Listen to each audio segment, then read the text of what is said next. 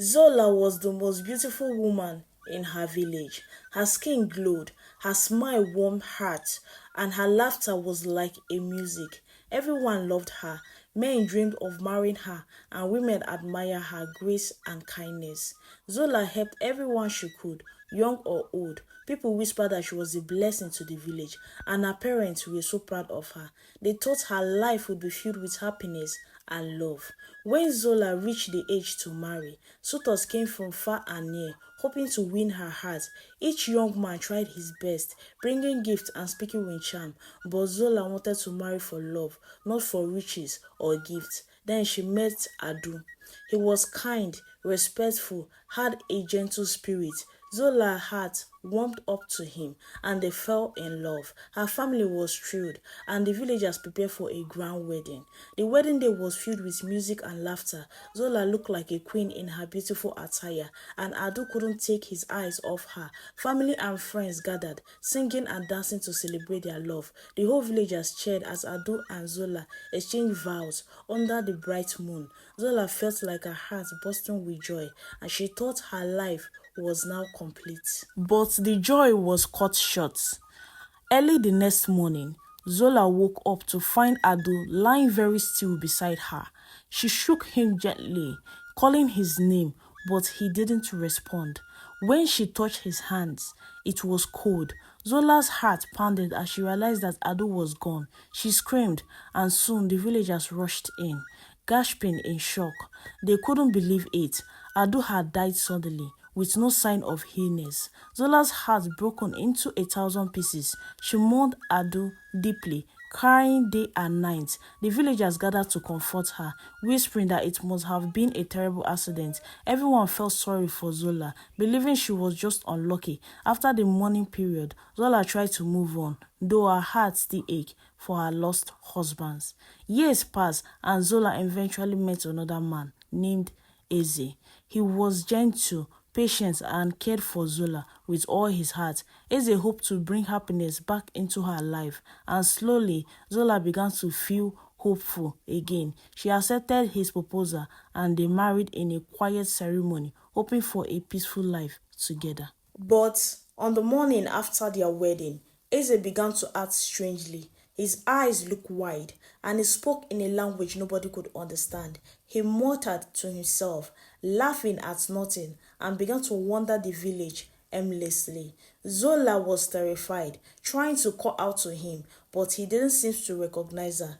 Eze had lost his mind, and he was never the same again. Now some villagers started to whisper, two husbands, two strange fates, they murmured, but they tried to keep their doubts to themselves, not wanting to hurt Zola. Zola stayed strong, even as her heart grew heavier with sadness. She still didn't understand why this was happening, but she tried to push forward, carrying her grief silently. Years passed, and Zola met her third husband, Obinna.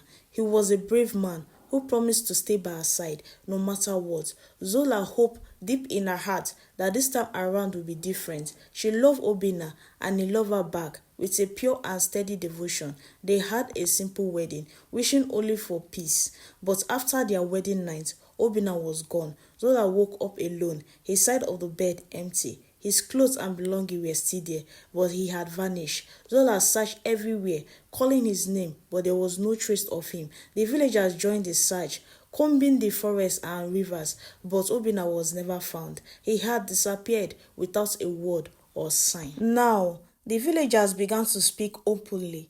Three husbands, three terrible fates, they said, shaking their heads. Is Zola cursed? They feared for her, but some began to fear her as well. They whispered that maybe something dark surrounded her, or something unseen. Zola heard their whispers, and her heart grew heavier than ever. But Zola couldn't understand why these tragic events kept happening to her. She spent her night praying for peace and answers. She wanted to be happy, to love and be loved, but each marriage brought only sorrow. Now people kept their distance, and Zola felt more alone than ever.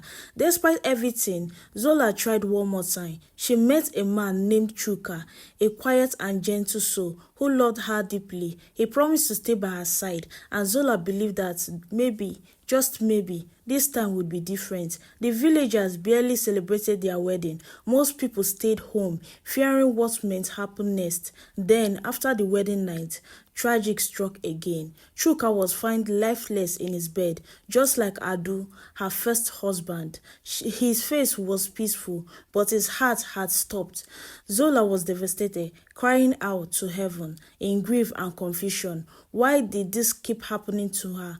Why couldn't she find happiness? Why? By now, the villagers were filled with fear. 4 husbands, 4 terrible fates, they said, shaking their heads in disbelief. Men avoided her, and women kept their children away from her. Some villagers laughed and mocked her, saying, "Who could be foolish enough to marry Zola now?" Zola carried their mockery like a weight on her heart, feeling lost and cursed. It was during this time that Mmeli came to the village. He was a devoted Christian, strong in faith and loyal to God. Mmeli had come to visit a friend, and while he was there, he saw Zola from a distance. Her beauty and sadness caught his heart, and he felt drawn to her, even though he didn't know why. Mmeli's friend noticed the way he looked at Zola and quickly warned him, "Stay away from her," he said in a serious tone. Zola had 4 husbands, and all of them suffered terrible fates. People say she is cursed.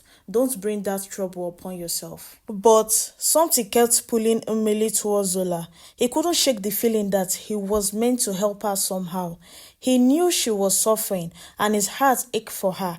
Despite his friend's warning, he continued to watch her from afar, praying silently for guidance. Mmeli's heart was full of compassion, and he believed that God had sent him to Zola for a reason. His faith was strong, and he felt that no cause would stand against the power of his prayer. Slowly, he began to approach her, speaking gently and offering his friendship.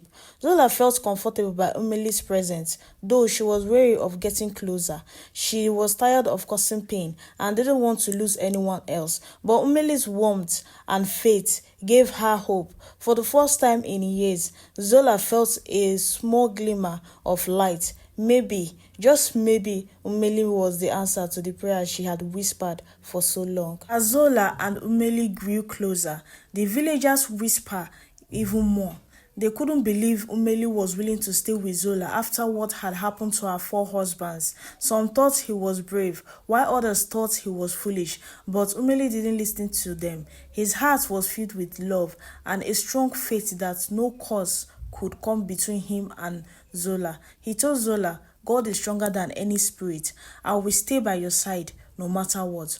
Mmeli's gentle word gave Zola hope, and for the first time in years, she began to believe that happiness was possible. She and Mmeli decided to marry in a simple ceremony with close friends and family. Zola wore a traditional white dress, her face glowing with both joy and fear. She looked at Mmeli with gratitude, praying that this time could be different.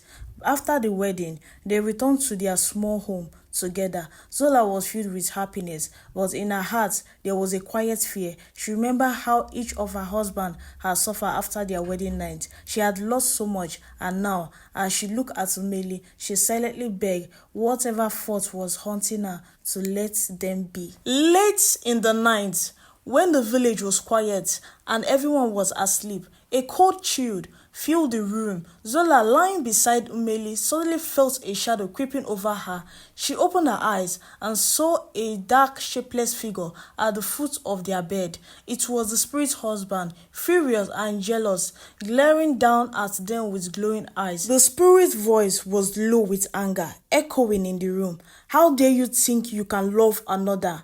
it hissed, pointing a shadowy finger at Mmeli. "She belonged to me. Every man who tried to take her will suffer. Leave her now, or you will meet a fate worse than death." The spirit presence filled the room with anger.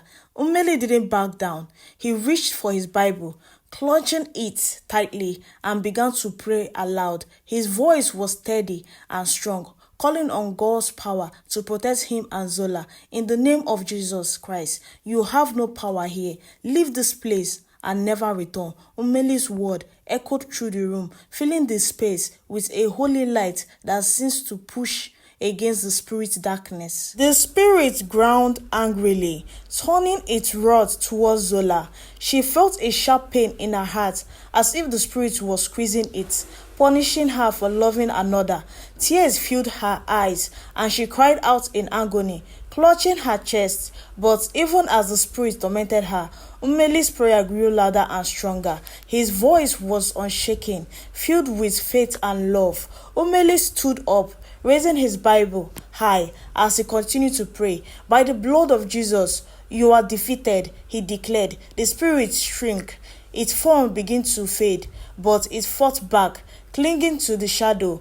The room was filled with the clash of light and darkness. Mmeli's prayer pushed against the spirit's anger. Zola watched through her pain, praying silently, hoping this nightmare would end. The spirit let out one final scream, its voice filled with rage and agony. "You may have won this time, but I will return," it threatened. "I will return." Its form growing weaker as Mmeli's prayer overwhelmed it. With one last piercing scream, the spirit vanished, disappearing into thin air. The room grew still, and a warm peace filled the space, chasing away the darkness. Zola collapsed into Mmeli's arms, her heart pounding but full of relief. The spirit was gone. She looked at Mmeli with gratitude, tears streaming down her face. She couldn't believe he had saved her, breaking the curse that had haunted her for so long. "Thank you," she whispered, her voice choked with emotion. Mmeli held her closer, promising that they would never see this darkness again. That night on, the village changed its tune. People could see that the curse has been lifted, and they stopped fearing Zola. The villagers respected Mmeli for his bravery and faith, and they welcomed Zola back into their hearts with open arms. Everyone was amazed by the power of his prayer and the strength of their love. Zola and Mmeli began a new chapter of their life, one filled with happiness and peace. They worked together, helping their community and spreading kindness wherever they went. A year later, Zola gave birth to a baby boy. The villagers celebrated his birth, calling him a child of blessing. Zola and Mmeli named him Chimdi, meaning "God is with me." He was the light of their life, and Zola felt her heart filled with love and gratitude.